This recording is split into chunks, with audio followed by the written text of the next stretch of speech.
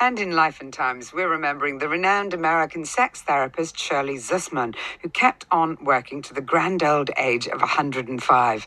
Most of us, I think, couldn't think of anything worse, but nevertheless, she was 107 when she finally passed away last month. Oprah Winfrey famously asked her, "What's going on in American bedrooms?" which was quite a bold question for TV back in the 90s. This is her speaking to Times magazine on her 100th birthday. Sexual pleasure is only one part of what men and women want from each other. They want intimacy, they want closeness, they want understanding, they want comfort, they want fun, and they want somebody who really cares about them beyond going to bed with them.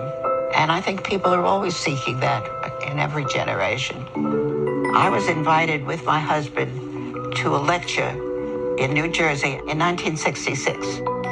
What I saw was a couple who were saying that people had problems in an area of their lives that was very important, and they were recognizing that it was all not just glamorous and wonderful to be sexual.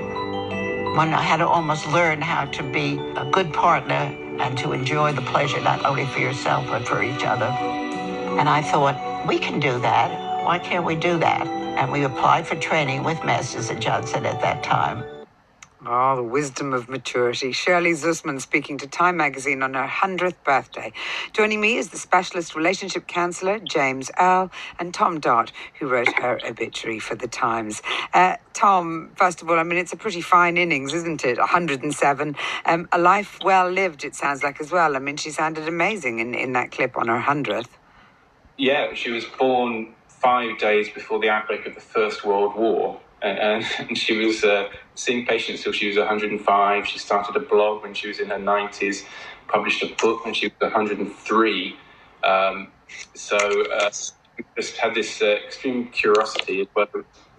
I guess the genetic good luck. Her sister lived to be 104. I think her brother was 96 when he died. So, she outlived her husband by a long stretch because he died in 1990. But she carried on because she just loved her work. And from the point of view of her job as a sexologist, she saw so many changes in how culture views sex, expectations, gender, Indeed. so many cultural shifts throughout her career. The job just changed so much. The busiest century possible on that topic, I think it's fair to say.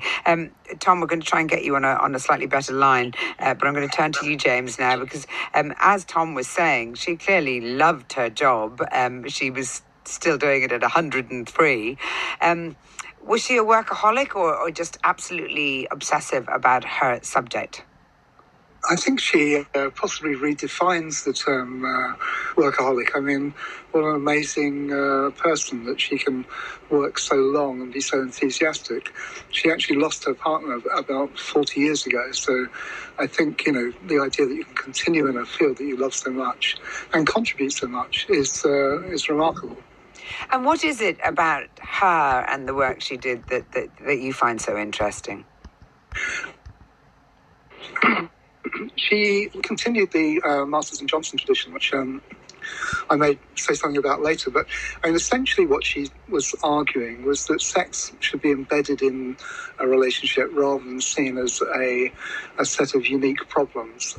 And I think that approach, putting sex in context, is an enduring one and one that most sex therapists will respond to. The idea being that other needs are being met in a relationship other than sex, and sex takes its meaning from those other needs being met as well. So she was fairly critical of the whole swinging 60s idea of, what she called frantic sex, simply because although that was maybe a limited source of pleasure, it didn't really talk about the whole range of intimacies in relationships. And I suppose also the idea that problems in sex, in a relationship, are prompted by other problems within the relationship. It's not just the sex that's the issue. That's exactly Right, and I think up to that point, up to her beginning her work, it was quite common to see sex therapy as being about, common physical problems. And I think not only was that a shift talking about emotional bases of problems, but also just a general understanding that sex wasn't all about problems and correct functioning. It was about a fulfilling relationship in the round, and that's what she was really arguing for. I think one of the characteristics of her work is it just comes across as very compassionate and warm and well-rounded, and I think that's why she's being read today. Tom, I think her sexology career began in the 1960s. James has talked a little bit there about the idea of frantic sex. It was grab it while you can in the 1960s because suddenly there was the freedom to do so. Why was her voice an original one at that time, or what was it that she addressed that wasn't being addressed at the time? Well, I think, as James said, she was very compassionate, which she had a background as a social worker before she met Masters and Johnson. And then sexology was starting to grow in credibility in academic terms post-war, thanks to Alfred Kinsey, Masters and Johnson. So it was being taken more seriously as an academic subject. So it was a growing field in the US. And I think it's important to say that she was a team with her husband, Leon Zussman, who was a gynecologist. So they shared they had offices next to each other. They kind of shared a practice where she would deal with the emotional aspect of sexual problems and he would deal with the physical aspect. So they were very much a husband and wife team. So I think that's one aspect which gave them credibility. And in her obituary in the New York Times, Dr. Ruth, the most famous American agony aunt who was influenced by Shirley Zussman, did make reference to that the Zussmans, husband and wife, really gave the field credibility in their work. So I think that's a big factor of her success. Unbelievably, when she was born in 1914, the average American woman was unlikely to live for more than a couple of years after the onset of menopause. But I think Zussman had a point about positive shifts in society. Can you tell me a bit more about that, Tom? Yeah, so in 1914, the average life expectancy for an American woman was 56.8 years. By 2019, it was 81.4.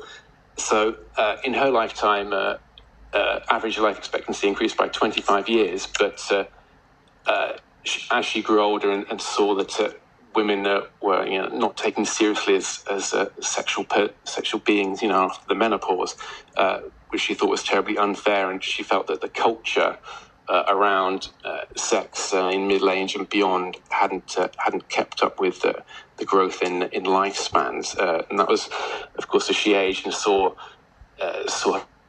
her friends get older, and so that was something that was clearly, reading her blog, very personal to her.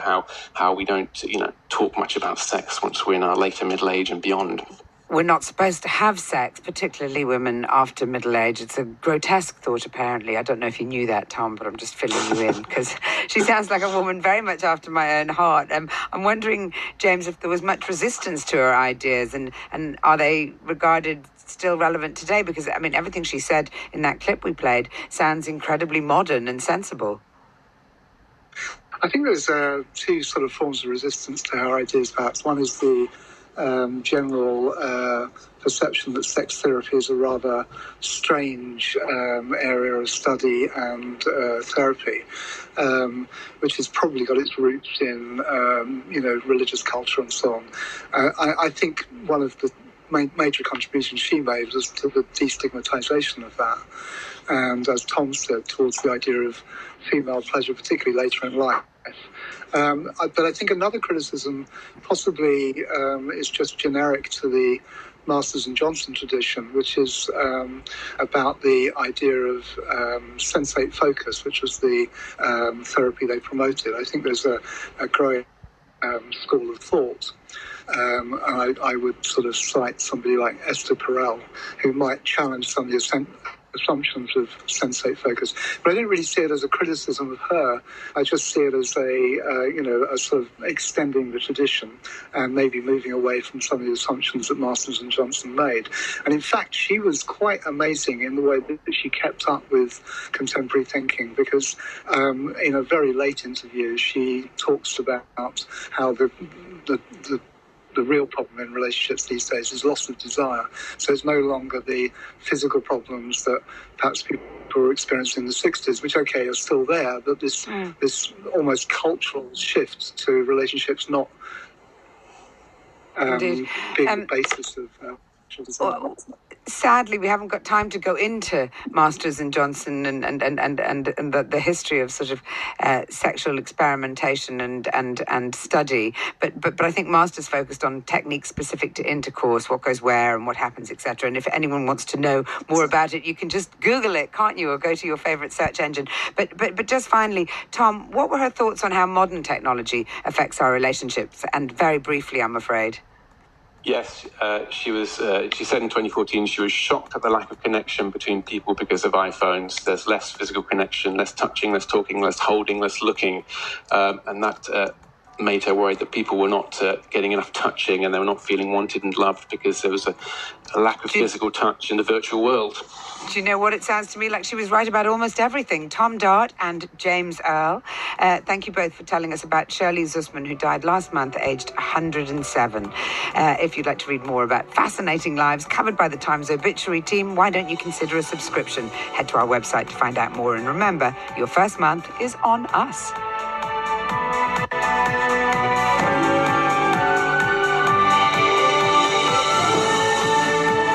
Across the UK, on DAB, online and on your smart speaker.